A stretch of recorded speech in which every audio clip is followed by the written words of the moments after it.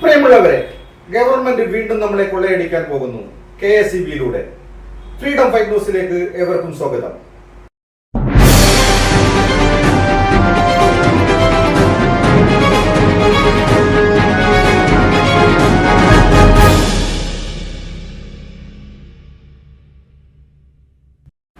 പ്രിയമുള്ളവരെ, KSEB regulation committee നടത്തുന്ന ആദ്യ ഹിയറിംഗ് കോഴിക്കോട് ജില്ലയിലെ നളന്ദ ഓഡിറ്റോറിയത്തിൻ്റെ മുമ്പിലാണ്. ഞങ്ങൾ രാവിലെ 10 മണി തന്നെ ഹാളും പരിസരവും നിറഞ്ഞു കവിയുന്ന കാഴ്ചയാണ് ഞങ്ങൾക്ക് ഇവിടെ കാണാൻ കഴിയുന്നത്. വെറും 200 പേർക്ക് ഇരിക്കാവുന്ന ഹാളിൽ ആയിരക്കണക്കിന് ജനങ്ങൾ തടിച്ചുകൂടി. പിന്നെ മീറ്റിങ്ങും വലിയ ഒരു ഹാളിലേക്ക് മാറ്റുന്ന കാഴ്ചയാണ് ഞങ്ങൾക്ക് കാണാൻ കഴിയുന്നത്. KSEBക്കെതിരെ ജനങ്ങൾ പൊട്ടിത്തെറിക്കുന്ന കാഴ്ച. ജീവിതം വഴിമുട്ടി നിൽക്കുന്ന സമയം ചാർജ് വർധനവ് ഞങ്ങൾക്ക് താങ്ങാവുന്നതിനും അപ്പുറമാണെന്ന് ജനങ്ങൾ ഒരേ സ്വരത്തിൽ പറയുന്നു. ഇവിടെ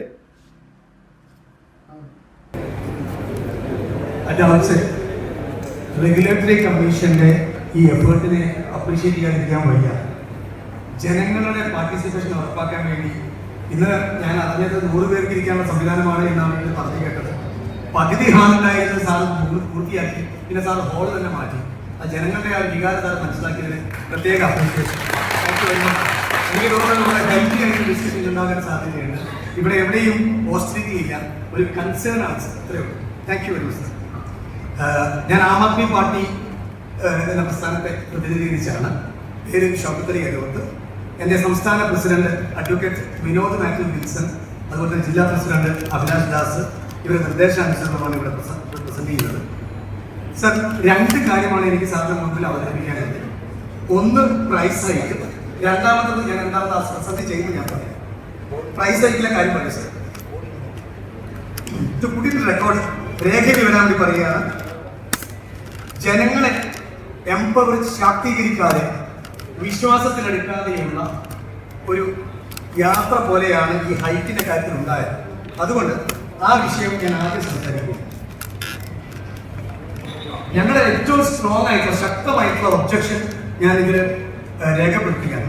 എന്തുകൊണ്ടാണ് ഈ KSEBയുടെ വൈദ്യുതി വില വർധനവിന് ഞങ്ങൾ ആം ആദ്മി പാർട്ടി അല്ലെങ്കിൽ സാധാരണക്കാരായ എല്ലാവരുടെയും പ്രതിനിധികളായിട്ട് ഞങ്ങൾ അത് പറയുന്നത് എന്തുകൊണ്ടാണെന്നാണ് ഞങ്ങൾ പറയാനുള്ളത്. ഒന്ന്, റവന്യൂ കമ്മിയാണ് സംശയം. റവന്യൂ കമ്മി എന്ന് പറഞ്ഞാൽ അഗ്രിഗേറ്റ് റവന്യൂ റിക്വയർമെന്റും എക്സ്പെക്ടഡ് റവന്യൂ ചാർജും തമ്മിലുള്ള വ്യത്യാസം. ഈ റവന്യൂ കമ്മി നികത്താൻ സാധാരണ നമ്മൾ ചെയ്യാറ് കോസ്റ്റ് റിഡക്ഷനാണ്, ചെലവ് കുറയ്ക്കുക എന്നുള്ളതാണ് ഒന്ന്. 2, വായ്പയാണ്, ഗവൺമെന്റിന്റെ ഗ്രാന്റാണ്. ഏറ്റവും അവസാനത്തെ റിസോർട്ടാണ് വില വർധനം.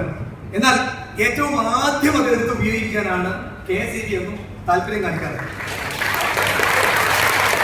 അതിന്റെ ഒരു എക്സാമ്പിൾ 2022 ഒരു പ്രൈസ് ഹൈക്ക് ശ്രമിച്ചു. ഞാൻ മനസ്സിലാക്കുന്ന സീക്കൻ correct me if I am wrong because I am not in the system. I tried studying. 2022 നമ്മൾ ഒരു കാര്യം ചോദിച്ചു. എന്നിട്ട് അപ്പം ആ സമയത്ത് 1000 കോടി എന്നാണ്ട് പമ്പിങ് ചെയ്തു. 2023 ഒരു പ്രൈസ് ഹൈക്ക് ഉണ്ടായി എന്നാണ് ഞാൻ മനസ്സിലാക്കുന്നത്. അപ്പൊ പ്രൈസ് ഹൈക്കാണ് എല്ലാത്തിന്റെയും സൊല്യൂഷൻ. സാറ് തന്നെ വളരെ വ്യക്തമായി അവർക്ക് മറുപടി കൊടുത്തു കഴിഞ്ഞു. നിങ്ങൾ നിങ്ങളുടെ ചെലവിന്റെ കാര്യം പറഞ്ഞില്ലല്ലോ. So you are with us. Thank you very much. രണ്ടാമത്, ഈ തൊഴിലാളികളുമായിട്ടുള്ള ചെലവ്. തൊഴിലാളികളുമായുള്ള ചെലവ് ഞാൻ മനസ്സിലാക്കുന്ന, correct me if I am wrong, ഞാൻ തെറ്റാണെങ്കിൽ സാർക്ക് എന്നെ തിരുത്താം, 20% മുതൽ 30% വരെ മൊത്തം കോസ്റ്റിന്റെ ഒരു ചെലവിന്റെ ഭാഗമായി തൊഴിലാളി ചെലവ് വരുമ്പോൾ ഒരു ഫിനാൻഷ്യൽ സസ്റ്റൈനബിലിറ്റി സാധ്യമല്ല സർ. അത് അൺസസ്റ്റൈനബിൾ ആണ്. സ്ഥിരമായിട്ട് സുസ്ഥിരമായിട്ടുള്ള ഒരു ഓർഗനൈസേഷന് സാധ്യമല്ല. അത് KSEB KSRTCയിലേക്ക് പോകുന്നതിന്റെ ചുണ്ടുപലകയായിട്ട് എനിക്ക് തോന്നിയത്. ഈ അസന്തുലിതാവസ്ഥയിലുള്ള ഈ സാലറി പ്രൊവിഷൻസ്, എന്നും ഒരു കാലത്തും തീരാത്ത പെൻഷൻ പ്രൊവിഷൻസ്, നമ്മുടെ ലൈഫ് സ്പാനിൽ കുറഞ്ഞ കാലത്തുള്ള പെൻഷനും ലൈഫ് സ്പാനിൽ കൂടി ഇക്കാലത്തുള്ള പെൻഷനും അന്നുണ്ടായ കാലത്തുണ്ടായ സാധനം ഇന്ന് കൊടുക്കാൻ പറ്റില്ല. ഐറ്റിയിൽ ഒരു കാര്യം പറഞ്ഞിട്ടുണ്ട്, doing same thing and expecting different result is nothing but incentive. ഒരേ കാര്യം ചെയ്യുക, വ്യത്യസ്ത ഫലങ്ങൾ പ്രതീക്ഷിക്കുന്നത് നഷ്ടപ്പെടാനാണ്. അന്ന് കാലത്തുണ്ടാക്കിയ പെൻഷൻ ഇന്ന് അതേ രീതിയിൽ നമ്മൾ ഇംപ്ലിമെന്റ് ചെയ്യാൻ ശ്രമിക്കുകയാണ്. ഇന്ന് ലൈഫ് സ്പാൻ കൂടുതലാണ്, അന്ന് ലൈഫ് സ്പാൻ കുറവാണ്. അപ്പൊ ഒരുപാട് കാലം 90 വയസ്സുള്ള 1 ലക്ഷം രൂപയുടെ പെൻഷൻ പോകുന്നത് നീതീകരിക്കുന്നതല്ല. ഞാൻ ആരും പെൻഷൻ അടുത്ത അടുത്തത് എംപ്ലോയി ക്വസ്റ്റ്യൻ അടുത്ത ഉപഭാഗം വരുന്നു sir. The policy of right people at the right place is an enemy to KSEB sir. Correct സ്ഥലത്ത് കറക്റ്റ് ആണ് എത്തുക എന്നുള്ളത് KSEB ചിന്തിക്കാൻ പോലും പറ്റില്ല. അതിന് കാരണം ഈ കോമ്പീറ്റന്റ് അല്ലാത്ത ആളുകളെ വെക്കുന്നതുകൊണ്ട് ചെറിയ പ്രശ്നം പറഞ്ഞാൽ ഞാനൊരു എക്സാമ്പിൾ പറയാം, എന്നാൽ എല്ലാവർക്കും മനസ്സിലാവും സിമ്പിൾ ആയിട്ട്. സർ, നമ്മൾ ഏകദേശം 19,000-ൽ പരം സ്മാർട്ട് മീറ്റേഴ്സ്, കമ്മ്യൂണിക്കേഷൻ ഡിവൈസസ് ഒക്കെ നമ്മൾ ഇൻസ്റ്റാൾ ചെയ്തിട്ടുണ്ട്. എന്തൊക്കെയോ കാരണം കൊണ്ട് അതിപ്പം വർക്ക് ചെയ്യുന്നില്ല. കോടികൾ ചെലവാക്കിയിട്ടാണ് ഈ സ്മാർട്ട് മീറ്റേഴ്സ് ട്രാൻസ്ഫോമറിന്റെ മുകളിൽ സെക്ഷൻ ടു സെക്ഷൻ ബ്രിഡ്ജ് ചെയ്തെടുത്ത് സബ്സ്റ്റേഷന്റെ അവിടെ നിന്ന് കമ്മ്യൂണിക്കേറ്റ് ചെയ്തെടുത്ത് ഇവിടെയൊക്കെ നമ്മൾ സ്മാർട്ട് മീറ്റേഴ്സും കമ്മ്യൂണിക്കേഷൻ ഡിവൈസൊക്കെ വെച്ചതാണ്. ഏതോ ഒരാള് പ്രസരണ വിഭാഗത്തിൽ നിന്ന് വന്ന് ഡിസ്ട്രിബ്യൂഷനിലേക്ക് വന്നു, ട്രാൻസ്മിഷനിൽ നിന്ന് ഡിസ്ട്രിബ്യൂഷൻ ഭാഗത്തേക്ക് വന്നു, വിതരണ വിഭാഗത്തേക്ക് വന്നു. വിതരണ വിഭാഗത്തേക്ക് വന്നപ്പോൾ അയാളുടെ ആദ്യത്തെ തീരുമാനം അതിനുണ്ടായിരുന്ന inbuilt Vodafone sim card renew ചെയ്യണ്ട. ഞാൻ മനസ്സിലാക്കുന്ന അത് ഒരു കമ്മ്യൂണിക്കേറ്റ് ചെയ്യുന്ന ഡിവൈസ്. എന്താണ് smart device? Smart device meter sir. Smart meter സത്യം പറഞ്ഞാൽ പ്രിവെന്റീവ് മെയിൻ്റെനൻസിന് തുല്യ. കഴിഞ്ഞ വേനലിൽ എത്ര ട്രാൻസ്ഫോമർ ഇല്ലാണ്ടായത്? കാരണം എന്താ? ഈ ട്രാൻസ്ഫോമർ വഹിക്കാൻ പോകുന്ന ലോഡ്, വഹിച്ചുകൊണ്ടിരിക്കുന്ന ലോഡ് ഇവൻ മാനുവലി പോയിട്ട് ചെക്ക് ചെയ്യണം. 8 മണിക്ക് ചെക്ക് ചെയ്യുന്നതല്ല 12 മണിക്ക് വരുന്നത്. അപ്പൊ ഈ ഇതിന്റെ ഇടയ്ക്ക് ഒരു കാര്യം പറഞ്ഞു സർ, ഈ പീക്ക് അവേഴ്സ് എന്ന് നമ്മൾ പണ്ട് കാലം തീരുമാനിച്ചത് 6 to 10 ആണ് സർ. 6 to 10 ഇന്നും പീക്ക് അവേഴ്സ് ആണ് KSEBക്ക് നേരെ കൊടുത്തിട്ടില്ല സർ. കാരണം 6 to 10 അല്ല പീക്ക് അവേഴ്സ്. അതിന്റെ കാരണം പറഞ്ഞില്ല. 6 to 10 പണ്ട് നമ്മൾ ബൾബിലേക്കും കത്തിക്കുമായിരുന്നു. ഇന്ന് നമ്മള് അതിന് പകരം LED ബൾബാണ്. ശരിക്കും പീക്ക് അവേഴ്സ് ഞാൻ പല ആളുകളോട് സംസാരിച്ചു മനസ്സിലാക്കുന്നത് രാത്രി 10 തൊട്ട് 12 മണി വരെയാണ് AC ഉപയോഗിക്കുന്നില്ല സർ. ഇൻവെർട്ടർ AC ആയതുകൊണ്ട് 12 മണി എന്ന് പറയുന്നത്. അപ്പൊ പീക്ക് അവേഴ്സ് ഒക്കെ മാറി ഇവർ അറിഞ്ഞില്ല സർ. ഉറങ്ങിക്കിടക്ക് ഇവരെ ഉറക്കത്തിനാണ് നമുക്ക് വില കൊടുക്കേണ്ടി വരുന്നത്. ശരി, അടുത്ത sir. Sir, production, transmission, distribution ഇത് 3 കമ്പനിയാക്കി ഉൽപാദനം, പ്രസരണം, വിതരണം എന്ന് പറയുന്നത് 3 കമ്പനിയാക്കി മാറ്റണമെന്ന് KSEB പ്രപ്പോസൽ ഉള്ളതാണ്. ഞങ്ങൾക്കത് വേണ്ട. അതുകൊണ്ടുള്ള ഗുണം എന്താണെന്നറിയോ? ആർക്കും എവിടെയും കയറിച്ചല്ല. നിങ്ങൾ മനസ്സിലാക്കേണ്ടത്, സോറി സാറല്ല, ഞാൻ പൊതുജനം കൂടി കേൾക്കാൻ വേണ്ടി പറഞ്ഞതാണ്. നമ്മൾ മനസ്സിലാക്കേണ്ടത് പ്രൊഡക്ഷനുള്ള ഒരാൾക്ക് ഡിസ്ട്രിബ്യൂഷനെ പറ്റി നോ ക്ലൂ, ഒരു ഐഡിയ ഇല്ല സർ. ട്രാൻസ്മിഷനുള്ള ആൾക്ക് പ്രൊഡക്ഷനിലേക്ക് ബന്ധമില്ല. ഇവര് മൂന്നാണ്. പക്ഷെ എന്താ ചെയ്യാ? ഇവർക്ക് ആർക്കും എവിടേക്കും ട്രാൻസ്ഫർ, പ്രൊമോഷൻസ് കൃത്യമായി അവൈലബിൾ ആകാൻ വേണ്ടിയിട്ട് അത് ഓപ്പൺ ചെയ്ത് വെച്ചിരിക്കുക. 3 കമ്പനിയൊക്കെ അത് പറ്റില്ല. ഒരു ചാനലിലേക്ക് പോകാൻ പറ്റും, ട്രാൻസ്മിഷനിലേക്ക് പോകാൻ പറ്റും, ഡിസ്ട്രിബ്യൂഷനിലേക്ക് പോകാൻ പറ്റും.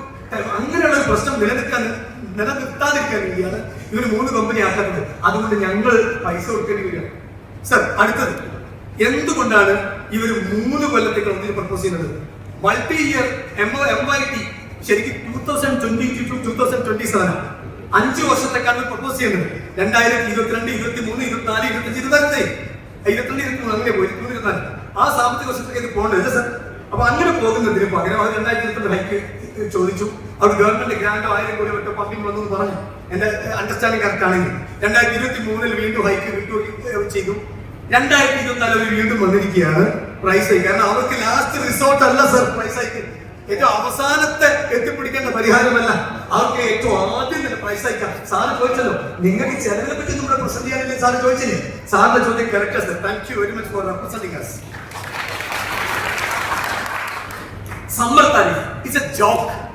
വേനൽക്കാലത്ത് 10% വില വർധനവ് വേണമെന്നാണ് പറയുന്നത്. ഇത് സത്യം പറഞ്ഞ ഒരു ജോക്കാണ്, ഒരു കൃത്യമായ തമാശ. എന്താണെന്ന് വെച്ചാൽ സർ, ഗൾഫ് ഏരിയയിൽ സർ വിമാനം പറക്കുന്നുണ്ട്. സമ്മർ വെക്കേഷൻ കാലത്ത് അവർ കൂടുതൽ ബിസിനസ് ചെയ്യുന്ന കാലം. അപ്പൊ പ്രവാസികളെ ഏറ്റവും കൂടുതൽ പിടിയുന്ന കാലം, കൂടുതൽ കച്ചവടം കിട്ടുന്ന കാലം പ്രവാസികൾക്ക് മറ്റു വഴികളിൽ. ശരിക്കും പറഞ്ഞാൽ ബിസിനസ് ടേംസിൽ when the demand is more, supply is better. So ഡിമാൻഡിന്റെ കൂടുതലാവുമ്പോൾ സർ അല്ല പ്രവാസി വിഷയത്തിൽ നമ്മൾ പറഞ്ഞു സാർ, ഞാൻ ക്ലോസ് ചെയ്യാൻ നോക്കിയാണ് നിൽക്കുന്നത്. ഞാൻ കോടതി നോക്കിയാണ് നിൽക്കുന്നത്. എനിക്ക് സാറിന് പറയണേ, എനിക്ക് പറയണേ സാർ.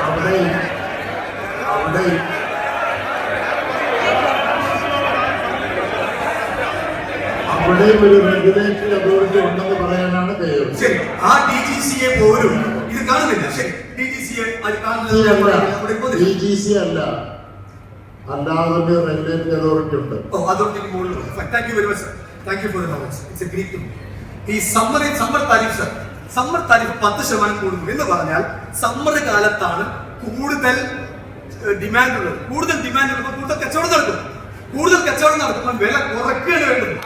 ശരിക്കും പറഞ്ഞാൽ സമ്മർ താരിഫ് ശരിക്കും ഇവര് എതിരെ ഉപയോഗിക്കുന്ന സാധനം അവർക്ക് അനുകൂലമായി ഉപയോഗിക്കുന്നു. വേനൽക്കാലത്ത് കൂടുതൽ കച്ചവടം നടക്കും, അവർക്ക് കൂടുതൽ പൈസക്കല്ല കൊടുക്കേണ്ടത്, ഇളവ് പ്രഖ്യാപിക്കുക വേണ്ടത്. അതിനടുത്ത് ഈ കറന്നെടുക്കുന്ന പരിപാടിയിലെ സ്ക്യൂസിംഗ് മൈൻഡ് സെറ്റ് അത് കേസ് ഒഴിവാക്കണം. ഇനി അടുത്തത് time of the day sir, time of the day TOD ഒരു സമയത്ത് ഒരു ദിവസത്തെ സമയത്തിന്റെ അനുസരിച്ചാണ് വെക്കേണ്ടത്. ഏതോ കാലത്ത് നിശ്ചയിച്ച peak hours off peak hours ഞാൻ നേരത്തെ പറഞ്ഞു 6 മുതൽ 10 വരെയാണ് ഇപ്പോഴും പീക്ക് അവേഴ്സ്. അത് 10 മുതൽ 12 വരെയാണ് ഇപ്പോഴും. ആ പീക്ക് അവേഴ്സിന്റെ അടിസ്ഥാനത്തിലാണ് നമ്മൾ TOD ഇവർ പ്രപ്പോസ് ചെയ്തിരിക്കുന്നത്. പക്ഷേ എനിക്ക് ഡെപ്യൂട്ടി ചീഫ് എഞ്ചിനീയർ ഇവിടെ അവതരിപ്പിച്ച രാജൻ സാറിന് പറയാനുള്ളത് TOD പകരം ഡൈനാമിക് TOD വേണ്ടത്. അത് സീസണൽ ആയിരിക്കണം. എന്താണോ ഇത് റിവ്യൂ ചെയ്തുകൊണ്ടിരിക്കണം. ഇന്നത്തെ പീക്ക് അവേഴ്സ് ആയിരിക്കില്ല 5 ഇയേഴ്സ് കഴിഞ്ഞാൽ. ഇത് ഏതോ ജപ്പാൻ കാലത്ത് തീരുമാനിച്ച നൂറ്റാണ്ട് വഴക്കമുള്ള ഓഫ് പീക്ക് അവേഴ്സും പീക്ക് അവേഴ്സും എടുത്ത് വന്നിരിക്കുകയാണ്. ഇവിടെ വാട്സപ്പ് വന്നു, കാലം മാറി, ഇൻവെർട്ടർ AC വന്നു, എല്ലാം വന്നു. ഇവരറിയില്ല, ഇവരിപ്പോഴും peak hours off peak hours പറഞ്ഞുകൊണ്ടിരിക്കുക. അടുത്ത മുഹമ്മദ് റിയാസ് മന്ത്രി അദ്ദേഹം ചെയ്ത വളരെ ബ്യൂട്ടിഫുൾ ആയിട്ടുള്ള കാര്യമാണ് PWD റെസ്റ്റ് ഹൗസ് ഒരുപാട് ജനങ്ങൾക്ക് തുറന്നു കൊടുത്തു. കോടിക്കണക്കിന് രൂപയുടെ വരുമാനമാണ് സർക്കാരിന് വരുന്നത്. ഇനിയും അത് നന്നാക്കാനുണ്ടായേക്കാം. നല്ലൊരു ഇനീഷ്യേറ്റീവിനെ അപ്രീഷിയേറ്റ് ചെയ്യാതിരിക്കാൻ കഴിയില്ല. എന്നാൽ KSEBക്ക് പ്രൊജക്ട് ഏരിയയിൽ ഒരുപാട് ബംഗ്ലാവും ഞാൻ എന്റെ ഭാര്യയും ബാണാസുര ഡാമിന്റെ അടുത്തുള്ള ഈ ഐഡിയിൽ പോയി സർ KSEBിന്റെ 20 രൂപയാണ് എനിക്ക് തോന്നുന്നത്. എനിക്ക് അറിയില്ല അന്നത്തെ റേറ്റ് 20 രൂപയ്ക്ക് അത് കിട്ടില്ല. ഓട്ടെ, ഇതിനെ 20 രൂപ വെച്ചെന്ന് വെച്ചാൽ ഉദ്യോഗസ്ഥർക്ക് പോയി കണ്ടുപിടിക്കാനാണോ എന്നാണ് പറയുന്നത്. അങ്ങനെ ഞാൻ പറയുന്നില്ല സർ, ഞാൻ പറഞ്ഞിട്ട്. ശരി, അങ്ങനെ ഈ 20-30 രൂപക്കുള്ള പെർ ഡേ താരിഫ് വെച്ച ആ സ്ഥലത്ത് ഞാൻ എന്റെ ഭാര്യയും കൊണ്ട് അന്ന് എന്റെ കുട്ടികളെ കൊണ്ട് അവിടെ പോയി കിടക്കാൻ നോക്കിയിട്ട് അവിടെ റൂം എടുക്കാൻ തന്നില്ല. എന്തുകൊണ്ട് PWD റെസ്റ്റ് ഹൗസ് പോലെ പൊതുജനങ്ങൾക്ക് തുറന്നു കൊടുക്കുന്ന സംവിധാനം വരുമാനല്ലേ? നിങ്ങൾ ഞങ്ങളെ പേടിയില്ലേ? നിങ്ങൾക്ക് ഇഷ്ടംപോലെ സാധനങ്ങൾ അതിന് പൈസ ഉണ്ടാക്കാം. മറ്റൊരു സാധനം പറഞ്ഞുതരാം സാറേ, എത്ര ബിൽഡിംഗ് ആണ് ഞങ്ങൾക്ക് നല്ല ഡീസൽ പ്ലാന്റ് സാർ, അതുപോലെ ബ്രഹ്മപുരം ഡീസൽ പ്ലാന്റ് സാർ. ഈ പ്ലാന്റ് ഒന്നാമത്തെ കാര്യം അത് ഉണ്ടാക്കിയ സമയത്ത് അതിന്റെ ഫീസിബിലിറ്റി നടത്താതെയാണ് ചെയ്ത് അത് 1-2 കൂട്ടിപ്പോയി സാർ. ഇപ്പോഴത്തെ അവസ്ഥ വരും സാർ, അവിടെയുള്ള എംപ്ലോയീസ് നമ്മുടെ പൈസ കൊടുക്കണം. നോമിനലാണ്, മിനിമലാണ്, അവർക്ക് നമ്മൾ പൈസ കൊടുക്കണം. രണ്ടാമത്തത് ഈ നല്ലോണം പ്ലാന്റിന്റെ ലാൻഡ് എത്ര ലാൻഡ് അറിയും? ബ്രഹ്മപുരം പ്ലാന്റ് എത്ര ഏക്കർ കണക്കിന് പ്ലാന്റുകളാണ് ഈ ലാൻഡുകൾ വെറുതെ കിടക്കുന്നത്. ഇതൊക്കെ റീയൂസ് ചെയ്യണം. ഏതോ ഒരു കാലത്തിന് എന്തോ ഒന്നിന് കമ്മീഷൻ ചെയ്തു വെച്ച് ഞങ്ങൾ ഭാരം വഹിക്കേണ്ട കാര്യമില്ല. KSEBിക്ക് ശമ്പളം എഴുതി തരുന്ന പണിയെടുക്കണം. അടുത്ത സർ, എത്രയോ ക്വാർട്ടേഴ്സ്, എത്രയോ ബിൽഡിംഗ്, വേറെയും പല ലാൻഡ്സ്. ഇതൊക്കെ എന്തുകൊണ്ട് കൃത്യമായി ഈ അസറ്റ്സ് ഇപ്പൊ നോൺ പെർഫോമിംഗ് അസറ്റായി മാറിക്കൊണ്ടിരിക്കുന്നത്? ഇത് NPA പറ്റില്ല. ഇത് ഇൻകം ജനറേറ്റിംഗ് പ്രോഫിറ്റ് യൂണിറ്റ് ആയി മാറ്റണമെന്ന ഒരു തരത്തിലേക്കുള്ള ഒരു പ്രപ്പോസലാണ് വെക്കാറുള്ളത്. സർ, അടുത്തത് വളരെ ഫണ്ടി മാറ്ററാണ് ഡാമേജ്ഡ് മീറ്റർ.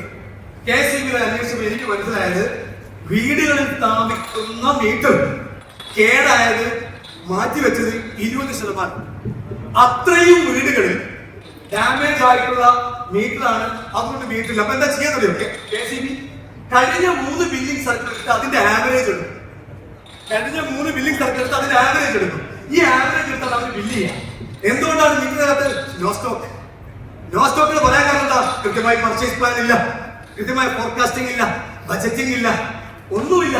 പണിയെടുക്കരുത്, ഒരു വില വർദ്ധിച്ചോളി.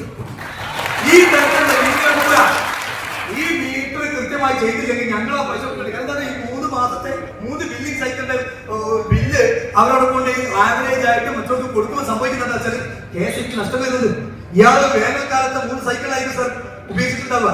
ഇയാൾ ഉപയോഗിക്കുന്നുണ്ടാവുക വർഷക്കാലത്തായിരിക്കും, മഴക്കാലത്തായിരിക്കും, അല്ലെങ്കിൽ തിരിച്ചാവും. എങ്ങനെയായാലും അത് KSEBിക്ക് നഷ്ടമാണ്, അല്ലെങ്കിൽ അത് കസ്റ്റമറിന്റെ നഷ്ടമാണ്. ഈ കൺസ്യൂമറിനും വിന്നല്ല, KSEBിക്ക് വിന്നല്ല. രണ്ടുപേർക്കും വിൻ വിൻ ആയിട്ടുള്ള സൊല്യൂഷൻ നടത്തിക്കൂടെ?